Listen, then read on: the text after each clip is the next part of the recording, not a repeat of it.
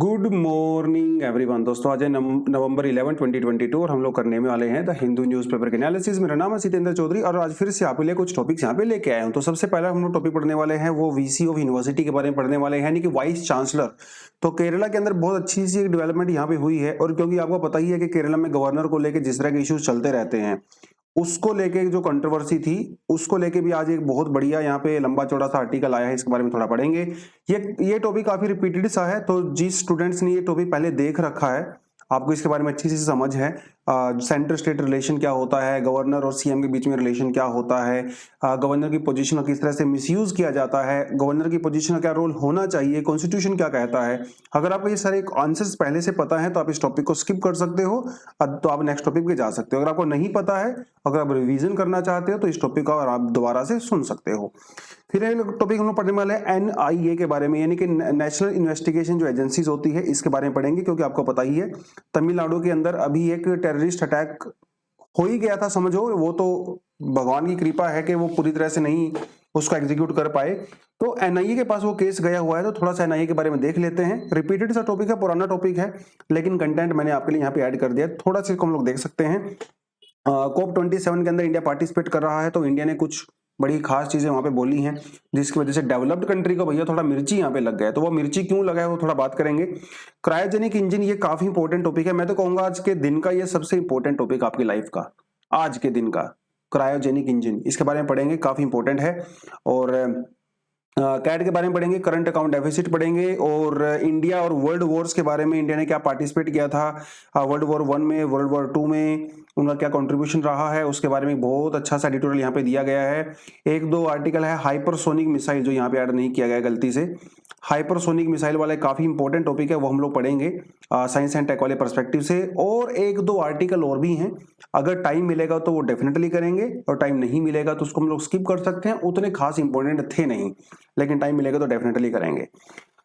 तो बढ़ते हैं, पहले ही पेज पे अगर हम लोग जाएं तो हमारे पास एक न्यूज आती है, केरला से आती है। आपको पता ही है गवर्नर जो केरला के हैं मिस्टर आरिफ मोहम्मद खान जो है, उनके बीच में, केरला गवर्नमेंट के बीच में क्या इशू चल रहा है, ये आपको पहले से अच्छे से पता है। क्योंकि जो गवर्नर होते हैं ना दोस्तों, एक्स ऑफिशियो चांसलर होते हैं, यानी कि जो भी आदमी गवर्नर की पोजीशन में बैठता है वो बाय डिफॉल्ट यूनिवर्सिटीज का चांसलर होता है, और चांसलर के पास ये पावर होती है कि वाइस चांसलर को अपॉइंट करता है, राइट। तो आरिफ मोहम्मद जी ने वाइस चांसलर से रिजाइन मांगा था। उन्होंने कहा था कि भैया तुम्हारी जो अपॉइंटमेंट हुई है वो प्रॉपर लो, मतलब वो प्रॉपर रूल्स रेगुलेशन के थ्रू नहीं हुई है, और यहाँ पे काफी ज्यादा करप्शन भी हुआ है। तो उन्होंने इस तरह के आरोप उनके ऊपर लगाए थे, बट वो सब नहीं हो पाया। तो जब ज्यादा झगड़ा बढ़ गया गवर्नर के बीच में, सीएम के बीच में, तो भैया इन्होंने कहा कि मुझे चांसलर के पद पे नहीं रहना है। तो इन्होंने चांसलर के पद से बेसिकली कहा था कि मुझे इससे मुक्त कर दिया जाए। तो केरला की सरकार ने भी ऐसा ही किया है, रूल्स रेगुलेशन को चेंज कर दिया है अपने।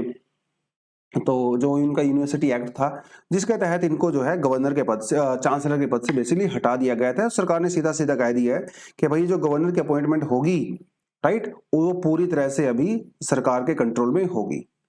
बट उसी के साथ साथ अभी सुप्रीम कोर्ट ने भी यहाँ पे एक बड़ा शानदार सा वर्डिक्ट दिया है।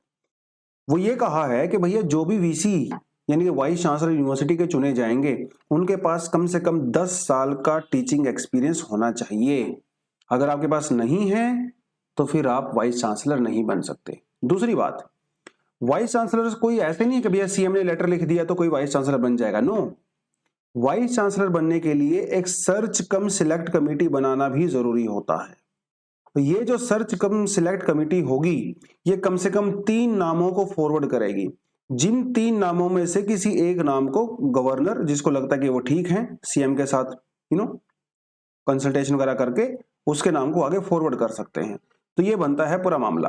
वैसे तो आपको ये जानने की जरूरत नहीं है, लेकिन ये केस जो है वो काफी पुराना है, और उत्तराखंड से केस बिलोंग करता है। उत्तराखंड में एक आदमी थे मिस्टर भंडारी, और उनको यूनिवर्सिटी का वीसी चुन लिया गया था, बट उनके पास 10 साल का एक्सपीरियंस नहीं था, तो इसीलिए जो है उनको पद से हटा दिया गया था। और ये कहानी में हम लोग नहीं जाएंगे, वो हमारे एग्जाम के लिए इंपॉर्टेंट नहीं होता है। कॉन्सेप्ट हमारे लिए इंपॉर्टेंट होता है। कॉन्सेप्ट बस यही है कि कम से कम 10 साल का एक्सपीरियंस आपके पास होना चाहिए, और सर्च कम सिलेक्ट कमेटी के बिना आपकी अपॉइंटमेंट नहीं हो सकती है। तो काफी पुराना मुद्दा चल रहा था ये गवर्नर के बीच में और सीएम के बीच में। तो इस समय आप देख सकते हैं यहाँ पे मार्गरेट आलवा जी हैं, और ये फॉरेन मिनिस्टर रही हैं भैया, कांग्रेस पार्टी से बिलोंग करती थी, और इनके ये हैं एक तो, और एक मिस्टर आर माधवन है। तो ये PRS लेजिस्लेटिव जो रिसर्च है उसके को फाउंडर भी रहे हैं और एक बहुत बड़ी ऑर्गेनाइजेशन है इंडिया में जो कि पॉलिटिकल थिंकर भी है, थिंक टैंक भी हैं। तो ये जब इनसे इंटरव्यू लिया गया कि सर क्या गवर्नर के अपॉइंटमेंट में चीफ मिनिस्टर का रोल होना चाहिए कि नहीं होना चाहिए, ये एक बहुत बड़ी बात है। देखिए हमारे कंट्री के अंदर जो गवर्नर की पोजीशन है वो हिस्टोरिकल पोजीशन है। मुगल पीरियड में भी गवर्नर्स हुआ करते थे, ठीक है, जैसे बंगाल का गवर्नर होते थे, हैदराबाद में गवर्नर थे, राइट, अलग अलग गुजरात में गवर्नर थे। तो जहां जहां पे मुगल्स का कंट्रोल था तो उन्होंने अपने गवर्नर वहां पे कर रखे थे, क्योंकि वो सुल्तान या किंग के बिहाफ पे वहां पे रूल किया करते थे और वहां का जो भी एडमिनिस्ट्रेशन होता था उसकी खबर वो सुल्तान को दिया करते थे, मतलब किंग को दिया करते थे, जो कि दिल्ली दरबार में बैठा करते थे। फिर वो सिस्टम तो वहां से शुरू हुआ, फिर बाद में ब्रिटिशर्स आए, ब्रिटिशर्स ने भी गवर्नर के रोल को कंटिन्यू रखा और गवर्नर को बहुत सारी पावर दे दी गई, राइट। तो ये सिस्टम वहां से चला है, तो हम लोगों ने उसको एज इट इज वहां से अडॉप्ट कर लिया, बट एज इट इज नहीं किया मतलब, लेकिन गवर्नर की पोस्ट हम लोगों ने कंटिन्यू रखी। लेकिन फिर हम लोगों ने सीएम को इंट्रोड्यूस कर दिया भाई। अब सीएम जो है वो इलेक्टेड होते हैं जनता के द्वारा, गवर्नर जो है वो अपॉइंटेड होते हैं सेंट्रल गवर्नमेंट के द्वारा। तो अब इनके रोल डिफाइन कर दिए गए, गवर्नर के क्या रोल होने चाहिए, सीएम के क्या रोल होने चाहिए। रियल तो जो रूलर होता है वो तो सीएम ही होता है, रियल हेड तो गवर्नमेंट के, ये तो जो सिर्फ सेरेमोनियल हेड होते हैं, लेकिन गवर्नर की कई इंपॉर्टेंट ड्यूटी होती हैं। जैसे जो जॉइंट सेशन होता है असेंबली का, जो बजट सेशन होता है, उसको एड्रेस करने की पावर होती है गवर्नर के पास, राइट। जो बिल होते हैं उनको साइन किया जाता है गवर्नर के द्वारा, राइट। तो ये और जो कुछ डिस्क्रिशनरी पावर्स होती हैं ऑफ कोर्स वो गवर्नर के पास यहाँ पे होती हैं। तो ये क्योंकि इंडिया एक फेडरल कंट्री है ना यार, तो सेंटर और स्टेट के बीच में एक कम से कम ऐसी एक ब्रिज होना चाहिए। अगर ब्रिज नहीं होगा तो सेंटर और स्टेट के बीच में रिलेशन बिल्कुल टूट जाएगा। अब ब्रिज में समस्याएं ये होती हैं कि ब्रिज दो तरीके से काम कर सकता है। ब्रिज लोगों को कनेक्ट करने का भी काम करता है और ये डिवाइड करने का भी काम कर सकता है, क्योंकि ब्रिज ये दिखाता है कि आप अलग अलग हो, आप एक नहीं हो, और ब्रिज कनेक्ट भी करता है।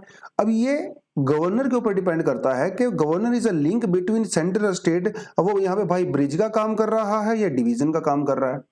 मोस्टली केसेस में तो गवर्नर अपना रोल अच्छा प्ले करते हैं, बट कभी कभी गड़बड़ हो जाती है, क्योंकि आर्टिकल 155 ये कहता है that governor is going to be appointed by the president. President मतलब काउंसिल ऑफ मिनिस्टर, आप कैबिनेट ये वो कह सकते हो, ठीक है।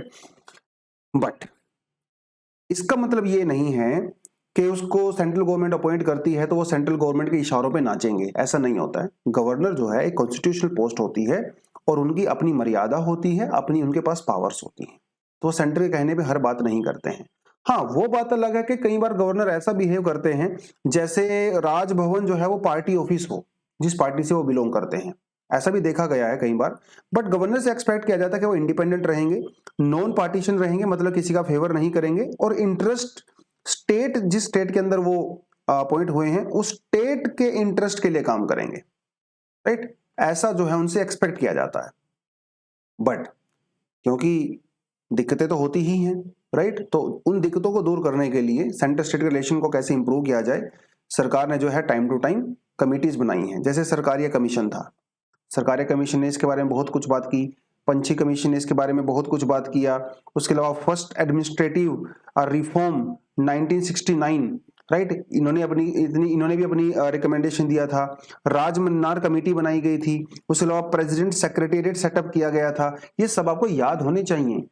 राजमन्नार कमेटी, ऐसा पूछेगा एग्जाम में आपसे, which of the following committees were related with the centre state relation? Punchhi commission, Sarkaria commission, Rajamannar committee, present secretariat committee. तो उनमें से पूछेगा आपसे वो 1 and 2, 2 and 3, 3 and 4, all of the above, इस तरह के क्वेश्चन एग्जाम में पूछा जाता है, राइट। तो ये पूरे का पूरा मामला है। लेकिन क्या ये समस्याएं शुरुआत से ही थी गवर्नर और सीएम के बीच में, या थोड़ी नई समस्याएं हैं? देखिए 1967 तक तो कोई दिक्कत नहीं थी, क्योंकि सेंटर और स्टेट दोनों में कांग्रेस की सरकार हुआ करती थी। दिक्कत शुरू हुई 1967 के बाद, जब कई सारे स्टेट्स में नॉन कांग्रेस की गवर्नमेंट बन गई। तो 1967 और 1971 के अंदर ये समस्याएं शुरू हुई, और भाई वो समस्याएं आज तक चल रही हैं, क्योंकि सेंटर के अंदर किसी और की पावर होती है, स्टेट के अंदर किसी और की पावर होती है। और उसी चक्कर में 1969 में फर्स्ट एडमिनिस्ट्रेटिव रिफॉर्म जो ARC की रिपोर्ट जो है वो आई थी और इन्होंने इसके बारे में बात किया था। तो ये बनता है पूरे का पूरा मामला। बट बात वही है कि क्या गवर्नर की अपॉइंटमेंट में उस स्टेट के चीफ मिनिस्टर का हाथ होना चाहिए, क्या उसका रोल होना चाहिए, ये यहाँ पे बहुत बड़ा सवाल यहाँ पे उठता है। देखिए, कुछ लोगों का ऐसा मानना है कि गवर्नर को काउंसिल ऑफ मिनिस्टर के द्वारा या कैबिनेट के द्वारा जो है इंडिपेंडेंटली नहीं चुनना चाहिए, उसके लिए एक प्रॉपर कमेटी होनी चाहिए जिसके अंदर वाइस प्रेसिडेंट भी होने चाहिए, स्पीकर ऑफ लोकसभा भी होने चाहिए, लीडर ऑफ ओपोजिशन भी होने चाहिए और चीफ मिनिस्टर भी हो सकते हैं। लेकिन चीफ मिनिस्टर होने के फायदा भी है, नुकसान भी है। चीफ मिनिस्टर होने का नुकसान ये है कि अगर चीफ मिनिस्टर के रिकमेंडेशन पे गवर्नर को चुना जाता है तो गवर्नर इंडिपेंडेंट नहीं रह पाएंगे। उनको हमेशा ऐसा लगेगा यार ये चीफ मिनिस्टर ने मेरे को अपॉइंट करवाया है, तो जिसकी वजह से वो नॉन पार्टीशन नहीं रह पाएंगे, उनकी फेवर में बात करेंगे। तो कई बार ऐसा होता है, मान लो स्टेट के अंदर लॉ एंड ऑर्डर की समस्या बहुत ज्यादा हो गई और वहां पे प्रेसिडेंट रूल की रिक्वायरमेंट है, लेकिन चीफ मिनिस्टर के दबाव में गवर्नर अपना डिसीजन नहीं ले पाएंगे, सेंटर को रिपोर्ट नहीं भेज पाएंगे। तो इसका ये नुकसान भी होता है। फायदा इसका ये होगा कि सीएम और गवर्नर जब मिलके बैठ के बात के अच्छे से काम करेंगे तो स्टेट का जो एडमिनिस्ट्रेशन है वो बेटर तरीके से यहाँ पे होगा। ठीक है। अब क्योंकि कॉन्स्टिट्यूशन के अंदर बड़ा ही अजीब सा सिस्टम है गवर्नर को लेके। गवर्नर को लेके कोई क्राइटेरिया नहीं मेंशन है हमारे कॉन्स्टिट्यूशन के अंदर, ना ही उसकी मिनिमम क्वालिफिकेशन जो है वो दी गई है। राइट।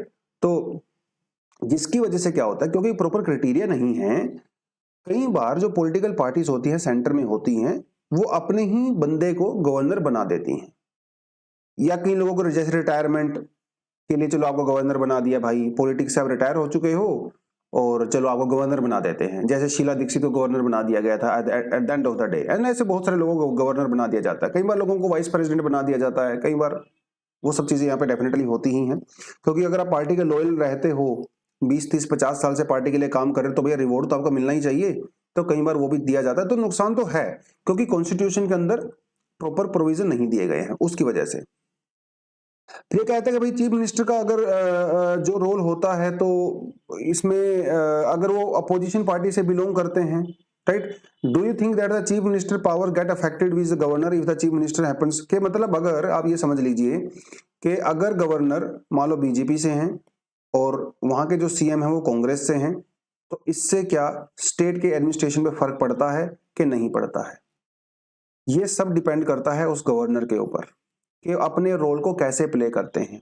क्या वो अपनी कॉन्स्टिट्यूशनल जिम्मेदारी समझते हैं या फिर अपने आप को उस पार्टी का एक नुमाइंदा, एक अपना उसका रिप्रेजेंटेटिव समझते हैं, राइट, उसके ऊपर डिपेंड करता है। क्योंकि गवर्नर के पास डिस्क्रिशनरी पावर तो होती है, वोट ऑफ कॉन्फिडेंस की जब बात आती है, मेजोरिटी और माइनॉरिटी की बात आती है, राइट, पावर तो होती है, बट ये गवर्नर के ऊपर डिपेंड करता है कि वो किस तरह से वहां पे सीएम के साथ हाथ मिला के काम करते हैं। तो बेसिकली इन दोनों के पर्सनल व्यू हैं, तो ज्यादा सीरियसली लेने की जरूरत नहीं है इस आर्टिकल को। ठीक है, कुछ बात आपको लगती है ठीक, आप उसको ऐड कर सकते हो, जैसे कमेटी वर्क आप अच्छे से आप अटेंड कर सकते हो। मिसयूज भी होता है गवर्नर की पोजीशन, इसमें कोई डाउट नहीं है, वो सारी चीजें होती हैं। चलिए थोड़ा आगे बढ़ते हैं। Tamil Nadu blast accused planned suicide attack, NIA. आपको पता है कि तमिलनाडु में एक अनफॉर्चुनेट सा इंसिडेंट हुआ था और वहां पे एक ब्लास्ट करने की तैयारी चल रही थी, बट भगवान का शुक्र है कि वो ब्लास्ट नहीं हो पाया और जो आदमी ब्लास्ट करना चाहता था दैट टेररिस्ट, और उसकी गाड़ी में ही अटैक हो गया, मतलब गाड़ी में ही बम ब्लास्ट हो गया। अदरवाइज तो वो सुसाइड करने के चक्कर में था, सुसाइड अटैक। बट ये मामला पहले तो तमिलनाडु की जो पुलिस है उसने खुद ही सोल्व करने की कोशिश की, और जब उनसे नहीं हो पाया तो उन्होंने उसको एनआईए को ट्रांसफर कर दिया। तो एनआईए क्या है दोस्तों, इसके बारे में आपको पता होना चाहिए, क्योंकि जीएस पेपर 3 में इंडिया की जो इन्वेस्टिगेशन एजेंसीज हैं उनसे आपसे सवाल पूछे जाते हैं। एनआईए एक ना सेंट्रल काउंटर टेरर एजेंसी होती है। जब इंडिया में अनफॉर्चुनेटली 26/11 अटैक हुआ था, उसके बाद जो है दिसंबर 2008 के अंदर एनआईए की स्थापना की गई थी। ये एक स्टैट्यूटरी बॉडी होती है, ये कॉन्स्टिट्यूशनल बॉडी नहीं है, ठीक है, स्टैट्यूटरी बॉडी ध्यान रखना है, और मिनिस्ट्री ऑफ होम अफेयर्स के अंदर में काम करती है। एनआईए के द्वारा जो भी केसेस वगैरह आते हैं उनको कंडक्ट किया जाता है, या तो वो आदमी जो हेड होता है वो या डीएसपी के लेवल का होना चाहिए, एसीपी होना चाहिए, या उससे ऊपर होना चाहिए। इस रैंक के ऑफिसर ही जो है इन्वेस्टिगेशन कर सकते हैं, अदरवाइज कोई इन्वेस्टिगेशन नहीं कर सकता है। डीजी के द्वारा जो है इसको हेड किया जाता है। और एनआईए कौन कौन से केस को जो है वो प्रोसिक्यूट करता है, इंटेरोगेट करता है, जो कि शेड्यूल ऑफेंस होते हैं, राइट। शेड्यूल ऑफेंस कौन से होते हैं, मैंने उसके लिए आपके लिए लिस्ट बना दी है, याद नहीं करना, रट्टा नहीं मारना है, बस थोड़ा सा देख सकते हो कि ये सब शेड्यूल ऑफेंस होते हैं जिसके तहत एनआईए काम करता है, राइट। अभी हुआ क्या कि 2019 में एनआईए के एक्ट को हम लोगों ने अमेंड किया था और सरकार ने एनआईए की पावर को बढ़ा दिया था। जैसे ह्यूमन ट्रैफिकिंग, काउंटरफिट मतलब नकली note, manufacturing of the prohibitive arms, cyber terrorism को हम लोगों ने एक नया यहाँ पे ऐड किया था 2019 में, और जो एक्सप्लोजिव सब्सटेंस एक्ट है तो पहले से ही एक्ट यहाँ पे इंक्लूड किया गया था। तो आईटी एक्ट यानी कि साइबर टेररिज्म को भी इसमें अभी ऐड किया गया है आफ्टर 2019 अमेंडमेंट, ठीक है। तो एनआई के बारे में कंटेंट, ये पुराना कंटेंट है, रिपीटेड कंटेंट है, इसे ज्यादा डिटेल में मैं गया नहीं, बाकी आप इसको आराम से पढ़ सकते हो। COP 27 India insist on the higher global climate finance target by 2024। ये फाइट हमेशा से चल रही है और हमेशा आगे भी चलती रहेगी। फाइट है डेवलप्ड कंट्री के बीच में और डेवलपिंग कंट्री के बीच में, राइट। बात वो है कि भाई ये डेवलप्ड कंट्री हमारे ऊपर प्रेशर बनाती हैं कि ग्रीन हाउस गैसेस के एमिशन को कम करो। हम कहते हैं कि बिल्कुल करेंगे, but with terms and conditions. Terms and condition ये हैं कि आप हमें पैसा दीजिए, फंडिंग करिए और हमें टेक्नोलॉजी ट्रांसफर करिए। वो कहते हैं कि भाई हमारे पास पैसा नहीं है, और कई बार वो प्रॉमिस कर देते हैं कि आपको पैसा देंगे, बट अनफॉर्चुनेटली बाद में मुकर जाते हैं। तो इंडिया ने कहा है कि $100 बिलियन पर ईयर अगर आप डेवलपिंग कंट्री को दोगे तो शायद कुछ हो सकता है। अरे 100 बिलियन तो छोड़ो, आप तो 10 बिलियन भी नहीं दे रहे हो। और वैसे तो 100 बिलियन नहीं होना चाहिए, ट्रिलियंस ऑफ डॉलर होना चाहिए, क्योंकि ये जो वादा किया गया था पैसा देने का वो किया गया था 2009 में और 2010 में कोपनहेगन में और कैनकुन में शुरुआत हुई थी उसकी। तो कितने साल हो गए? 12 साल हो गए। 12 साल पहले $100 बिलियन का वादा किया था आपने, 100 बिलियन। तो आज भी वो 100 बिलियन थोड़ी ना रहेगा, अब तो वो कम से कम 500 बिलियन हो गया है। समझ रहे हो ना बात? 10-12 साल की बात हो गई है, बट वो पैसा हमें दे नहीं रहे हैं। तो थोड़ा सा वो ग्रीन क्लाइमेट फंड के बारे में पता होना चाहिए। ये आर्टिकल मेरे ख्याल से हम लोगों ने सैटरडे को या मंडे को किया था, राइट है ना, मंडे को भी किया था, तो उसी का ये पूरा मामला है यहाँ पे। तो वो सब चीजें इनके बीच में चल रही हैं, इंडिया और उनके बीच में। अब क्या होगा क्या नहीं होगा, हर बार की तरह वही होता है, समोसा खाएंगे, चाय पियेंगे, रबड़ी खाएंगे और वापिस आ जाएंगे, राइट। कुछ होना जाना है नहीं, बाकी जो चीजें चल रही हैं वो तो चल ही रही हैं। तो ग्रीन क्लाइमेट फंड वही है भाई जो कैनकुन के अंदर किया गया था, जिसमें डेवलपिंग कंट्री को असिस्टेंस देना था $100 बिलियन का, जो अंडर प्रिविलेज्ड सोसाइटीज होती हैं उनको अपलिफ्ट करने के लिए, राइट। तो कुछ होता नहीं है सच। चलिए, ISRO's cryogenic engine indigenously developed for the LVM-3 passes hot test. LVM-3 क्या है? LVM-3 का मतलब है लॉन्च व्हीकल मार्क 3, जिसकी फुल फॉर्म होती है। पहले इसका नाम हुआ करता था GSLV मार्क 3, फिर बाद में हम लोगों ने इसका नाम चेंज कर दिया। GSLV दोस्तों इंडिया का, इसे बोलते हैं, GSLV को बोलते हैं जियो स्टेशनरी लॉन्च व्हीकल, जियो स्टेशनरी सैटेलाइट लॉन्च व्हीकल, जो कि हायर ऑर्बिट के अंदर सैटेलाइट को लेके जाता है। ये एक व्हीकल होता है, व्हीकल। इस व्हीकल के ऊपर हम लोग सैटेलाइट को अटैच कर देते हैं और वो हायर ऑर्बिट में जाके उसको सेटअप कर देता है। एक हमारे पास होता है PSLV, एक हमारे पास होता है GSLV। PSLV वो जो थोड़ा सा हल्का होता है, लेकिन GSLV बहुत भारी होता है और इनको बहुत ऊपर तक लेके जा सकता है। अभी आपको पता है कि GSLV के अंदर हम लोग चेंजेस कर रहे हैं, क्योंकि इंडिया चाहता है कि GSLV की एक नेक्स्ट जनरेशन बनाई जाए, जिसका नाम उन्होंने दिया है launch light launch vehicle mark 3, LVM-3, ठीक है। तो इसके अंदर इसकी जो है पावर वगैरह कुछ बढ़ाई जाएगी, वो सब चीजें की जाएंगी। अब इसके अंदर क्रायोजेनिक इंजन यूज होता है, जो कि आज मेन टॉपिक है। PSLV GSLV के बारे में हम लोग पहले अच्छी खासी बातचीत कर चुके हैं, तो बार बार रिपीट करके कोई फायदा नहीं है। क्रायोजेनिक इंजन क्या होता है, जो कि GSLV में यूज होता है, PSLV में यूज नहीं होता है, ये आपको पता होना चाहिए। इंपॉर्टेंट है टॉपिक GS3 के परस्पेक्टिव से। दोस्तों क्रायोजेनिक का मतलब होता है लो टेम्परेचर, ठीक है। 2018 में भी UPSC में सवाल पूछा गया था क्रायोस्फीयर के बारे में। क्रायो जहां पे भी आपको शब्द दिखाई दे, क्रायो का मतलब होता है सब जीरो टेम्परेचर, मतलब जहां पे बहुत कम टेम्परेचर होता है। तो ये ऐसे इंजन होते हैं क्रायोजेनिक इंजन, जो कि बहुत कम टेम्परेचर पे काम करते हैं। और इसके अंदर दो हम लोग यूज करते हैं। एक हाइड्रोजन का यूज करते हैं और एक ऑक्सीजन का यूज करते हैं, लेकिन ये दोनों गैसियस फॉर्म में नहीं होती हैं, ये दोनों लिक्विड स्टेज में होती हैं। लेकिन ऑक्सीजन और हाइड्रोजन को लिक्विड बनाना इतना आसान नहीं है, बहुत ही टफ होता है। ऑक्सीजन को -183 सेंटीग्रेड टेम्परेचर पे रखा जाता है तो ये लिक्विड में कन्वर्ट हो जाती है। हाइड्रोजन को -253 सेंटीग्रेड टेम्परेचर पे रखा जाता है तो ये लिक्विड में कन्वर्ट हो जाती है। उसके बाद इसको हम लोग जीएसएलवी में यूज करते हैं। ठीक है, जीएसएलवी की जो लास्ट स्टेज होती है वो क्रायोजेनिक स्टेज होती है, उससे नीचे वाली फिर तो वो सॉलिड, लिक्विड वगैरह प्रोपेलेट वहां पे होते हैं। तो होता क्या है, थोड़ा इंजन आप यहाँ पे क्लियरली देख सकते हो। देखिए, हाइड्रोजन यहाँ पे फ्यूल नहीं है, कंफ्यूजन नहीं होना है। फ्यूल तो ऑक्सीजन यहाँ पे फ्यूल नहीं है, फ्यूल हाइड्रोजन ही है। ऑक्सीजन तो ऑक्सीडाइजर है, क्योंकि आपको पता है इस दुनिया में कोई भी चीज बिना ऑक्सीजन की प्रेजेंस के ऑक्सीडाइज नहीं हो सकती, उसका कंबस्शन नहीं हो सकता। तो ऑक्सीजन तो सिर्फ एक स्पार्क करने का तरीका है, हाइड्रोजन रियल फ्यूल होता है। तो एक जगह पे हम लोग लेते हैं हाइड्रोजन और एक चैम्बर में लेते हैं ऑक्सीजन, दोनों ही जो है हम लोग बहुत लो टेम्परेचर पे लेते हैं। फिर यहाँ पे हमारा आता है कंबस्शन चैम्बर, तो इधर से थोड़ी ऑक्सीजन और इधर से थोड़ी हाइड्रोजन इस कंबस्शन चैम्बर में भेजी जाती है, कंबस्शन होता है और बहुत ही पावर के साथ जो है एनर्जी जनरेट होती है ऐसे बैक साइड में, और हमारा जो रॉकेट होता है वो आगे की तरफ चलता है। आपको देख के बड़ा आसान लग रहा होगा कि अरे ये तो बहुत आसान सी टेक्नोलॉजी है। भाई इसरो को इसको डेवलप करने में 15 से 20 साल लग गए, आसान नहीं है। अमेरिका ने हमें मना कर दिया, फ्रांस ने हमें मना कर दिया, राइट। तो इन्होंने मना करने के बाद 15 से 20 साल लग गए थे हमें। फिर रशिया से भी हम लोगों ने मांगा था, रशिया ने हमें एक इंजन देने के लिए हाँ कर दिया था, चलो आपको एक दो इंजन हम लोग दे देते हैं। तो इंडिया ने रशिया, और जब इंडिया और रशिया की डील हुई थी, ये 1990s की मैं बात कर रहा हूँ और 1991 1990 की बात कर रहा हूँ, तो हम लोगों ने रशिया से बेसिकली दो इंजन मांगे थे और टेक्नोलॉजी ट्रांसफर मांगा था क्रायोजेनिक इंजन के लिए।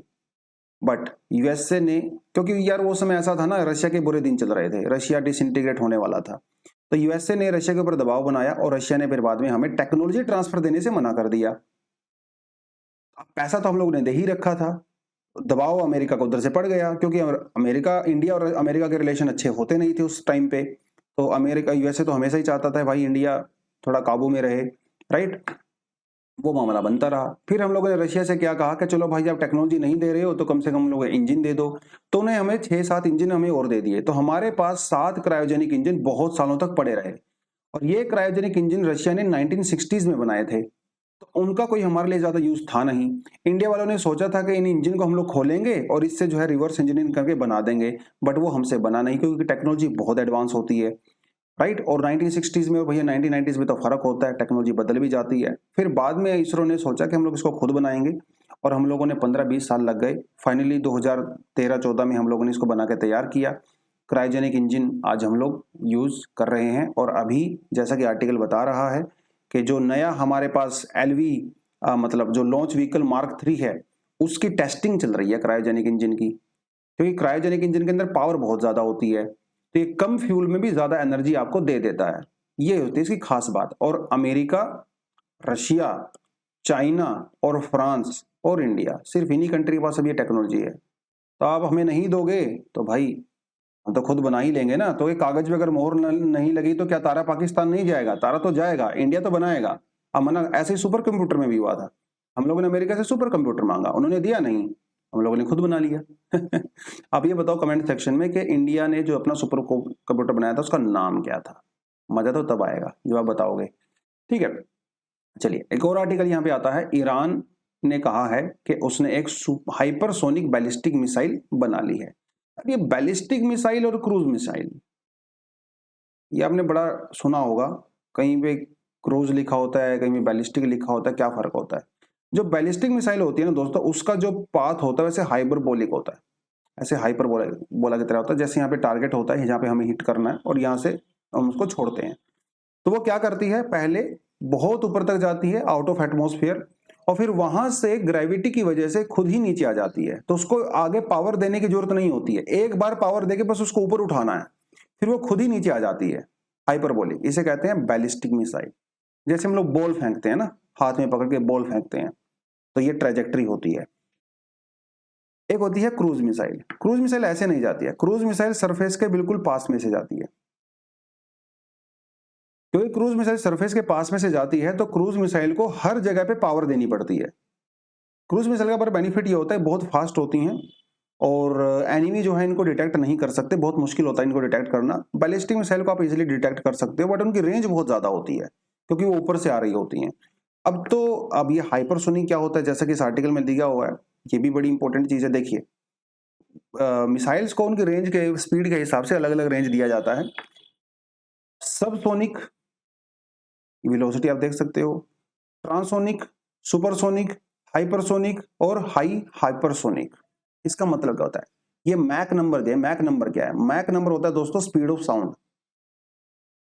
अगर कोई मिसाइल साउंड की स्पीड से कम स्पीड से ट्रेवल करती है, वेलोसिटी से ट्रेवल करती है, तो उसे सब सोनिक कहते हैं। अगर कोई साउंड की स्पीड से ज्यादा करती है तो उसे सुपरसोनिक कहते हैं। जैसे ब्रह्मोस एक सुपरसोनिक मिसाइल है जिसकी स्पीड अराउंड 3.5 मैक है, तो दैट इज देयर।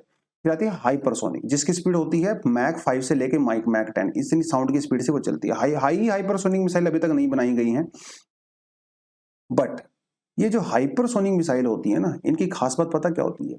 एक तो स्पीड इनकी बहुत ज्यादा होती है। स्पीड ज्यादा होने की वजह से एनिमी इनको डिटेक्ट नहीं कर सकते, तो आपके जो रडार वगैरह होते हैं वो इनको डिटेक्ट नहीं कर सकते। अगर करते भी है ना, तब करते हैं जब वो आपके बिल्कुल पास में आ चुकी होती है। तो जब 10-15 किलोमीटर दूर होती है तब जाके उनको डिटेक्ट करते हैं। भैया इतनी देर में तो काम हो जाता है। जब तक आप अपने यहां से अपनी मिसाइल को छोड़ोगे उसको न्यूट्रलाइज करने के लिए, तब तक तो वो आपके ऊपर गिर जाएगी। ये होता है हाइपरसोनिक मिसाइल का मैजिक, यानी कि दुनिया के किसी भी डिफेंस सिस्टम को ये जो है डिस्ट्रॉय कर सकते हैं, उसके पकड़ में आएंगे ही नहीं। यह है हाइपरसोनिक मिसाइल का कमाल। तो अभी ईरान ने कहा है कि उसने एक हाइपरसोनिक बैलिस्टिक मिसाइल बना ली है। अब वो पता नहीं क्या सच्ची बोल रहा है, मुझे जब टेस्टिंग होगी तब पता चलेगा।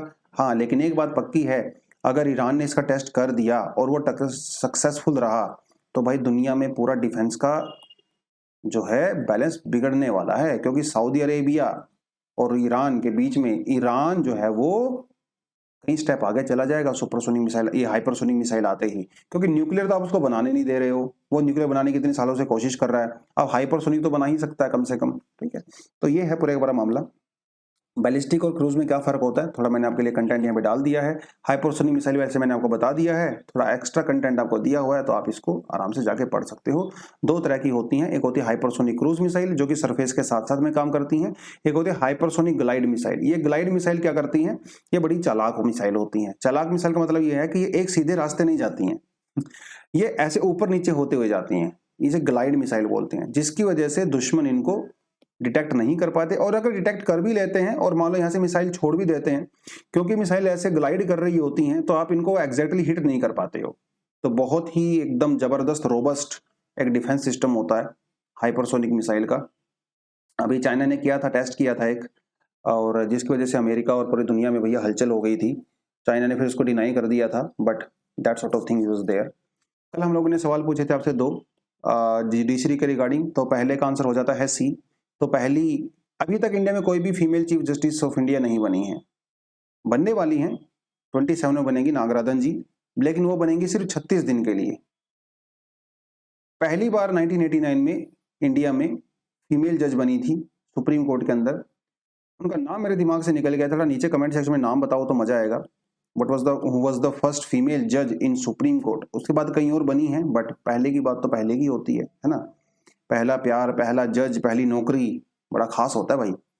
Who among the following has the right to establish the bench? तो chief justice of supreme court होते हैं with the advice and the consultation of the president has the power to set up a bench of Supreme Court apart from Delhi.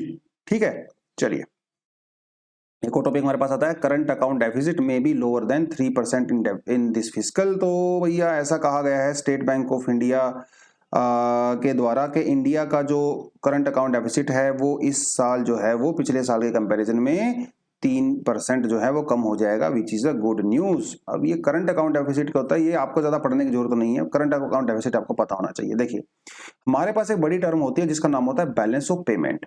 Balance of payment का मतलब दोस्तों ये होता है कि कोई भी कंट्री दुनिया की दूसरी कंट्रीज के साथ जो भी ट्रेड करती है, राइट, उसे बैलेंस ऑफ, और वो ट्रेड करती है तो कुछ उसकी इनकम भी होती है और कुछ उसका एक्सपेंडिचर भी होता है। इन दोनों के, इनको ही कहा जाता है बैलेंस ऑफ पेमेंट, मतलब इनकम और एक्सपेंडिचर के हिसाब किताब को कहा जाता है balance of payment. Balance of payment के दो तरीके होते हैं, कैपिटल अकाउंट और एक होता है करंट अकाउंट। तो ये तो आज का काम नहीं है, करंट अकाउंट हमें पता होना चाहिए। करंट अकाउंट बेसिकली वो अकाउंट होता है जो डेली, वीकली, मंथली बेसिस पे होता है, ठीक है, लॉन्ग टर्म नहीं होता है, शॉर्ट टर्म होता है बेसिकली। करंट अकाउंट के जो है 3 कंपोनेंट होते हैं, trade in goods, trade in services and transfer payments. Goods तो समझ ही गए होंगे, हम लोग कुछ भी सामान भेजते हैं बाहर दुनिया में, क्या उनसे मंगवाते हैं, import and export of the goods, जैसे वीट हो गया, कोई मशीन हो गई, है ना, वो सब हो गया। Trade in services, IT services होती हैं, इंश्योरेंस सर्विसेज होती हैं, बीपीओ सर्विसेज होती हैं, केपीओ सर्विसेज होती हैं, सॉफ्टवेयर वगैरह हम लोग बेचते हैं, मंगवाते भी हैं, तो वो ट्रेड इन सर्विसेज हो गया। ट्रांसफर पेमेंट्स वगैरह जैसे गिफ्ट हो गए, रेमिटेंस हो गया, ग्रांट्स वगैरह। रेमिटेंस तो समझ रहे हो ना आप, जैसे मान लो कोई आदमी केरला से अगर वो यूएई में गया हुआ है और वहां पे वो नर्स का काम कर रहा है, तो वो जो नर्स का काम कर रहा है केरला में, पीछे से अपनी फैमिली को पैसा भेजता है, उसे कहते हैं रेमिटेंस, ठीक है। तो ये सब आपका करंट अकाउंट के अंदर आ जाता है। तो करंट अकाउंट बहुत जरूरी होता है किसी भी कंट्री के लिए, ठीक है। कैपिटल अकाउंट भी जरूरी होता है। तो this is about your current account, ठीक है। और करंट अकाउंट डेफिसिट का मतलब क्या होता है कि जब आपका करंट, इन तीनों में से आउटगोइंग ज्यादा होती है और इनकमिंग कम होती है, मतलब आमदनी 98 और खर्चा रुपया होता है, तो उसे करंट अकाउंट डेफिसिट कहते हैं, ठीक है। तो इकोनॉमी वाले सेक्शन से ही आज 2 सवाल यहाँ पे पूछे गए हैं। Indian government bond yield are influenced by which of the following. ये तो यूपीएससी का क्वेश्चन है, ईयर मुझे ध्यान नहीं, शायद 2015 का क्वेश्चन है या 17 का भी हो सकता है, डोंट नो, बट ये यूपीएससी का क्वेश्चन है। दूसरा क्वेश्चन है which of the following is the likely to be one of the most inflationary in its effect 2020। UPSC का क्वेश्चन है ये, इनमें से भैया कौन सा सबसे ज्यादा इन्फ्लेशन क्रिएट करता है। 2 क्वेश्चन है इकोनॉमी सेक्शन से, नीचे कमेंट सेक्शन में बताओगे तो मजा आएगा, कल आपको इसका आंसर बताने वाला हूं, ठीक है जी। चलिए अब जो है एक और टॉपिक पे बढ़ते हैं, ये तो खैर हम लोगों ने कर लिया है अलग से, ठीक है। रशिया ने जो है वो कर लिया है यूक्रेन से विड्रॉ, है ना, वापिस चला गया है। क्यों गया है? खैरसोन से, आप यहाँ पे देख सकते हैं, कल भी वैसे हम लोगों ने टॉपिक किया था तो ज्यादा टाइम इसमें नहीं दूंगा। ये है भैया आपका इधर खैरसोन, तो ये है बाउंड्री खैरसोन की, इधर से, एक मिनट, ठीक है। तो खैरसोन आप यहाँ पे क्लियरली देख सकते हो ऑरेंज कलर में, ये जो 1 इसने यहाँ पे दिया हुआ है, तो ये है भैया आपका खैरसोन। और यहाँ पे रशिया ने कंट्रोल करना शुरू किया था जब वॉर शुरू हुआ था, तो साउथ में खैरसोन और नॉर्थ में जो कीव है, जो उसकी कैपिटल है, उन दोनों के ऊपर अटैक किया था। लेकिन फाइनली खैरसोन से रशिया ने कर लिया है विड्रॉ। विड्रॉ क्यों किया है, इसका इम्पैक्ट क्या होगा, वो हम लोगों ने कल भी डिस्कस किया था, थोड़ा सा आज भी देख लेते हैं। देखिए ये है आपका इधर सी ऑफ अजोव, और यहाँ पे कई इंपॉर्टेंट पोर्ट्स हैं जिसका यूक्रेन यूज करता है। और रशिया चाहता था कि, देखिए ये है क्रीमिया, चाहता था कि वैसे लैंड रूट बनाए क्रीमिया तक, लेकिन भाई रशिया का सपना टूट गया। रीजन इसका क्या है, अलग अलग रीजन हैं वैसे इसके, लेकिन सबसे बड़ा रीजन तो यही है कि रशिया जितना लगता है ना स्ट्रोंग, उतना स्ट्रोंग है नहीं, समझ रहे हो भैया, दौड़ा दौड़ा के मार रहे हैं यूक्रेन वाले रशिया वालों को। ये जो पूरी टेरिटरी है ये इन्होंने रशिया से वापस ले ली है, पहले तो ये वाली ली थी, लेकिन अब ये पूरा खैरसोन भी वापस ले लिया है, क्योंकि रशिया को इतना आइडिया नहीं था कि उसको इतना ज्यादा सपोर्ट मिलेगा वेस्टर्न कंट्री से। शुरुआत में जब लड़ाई शुरू हुई थी तो यूक्रेन एकदम से बैकफुट पे आ गया था, क्योंकि उस समय वो अपनी स्ट्रेटेजी बना रहे थे, राइट।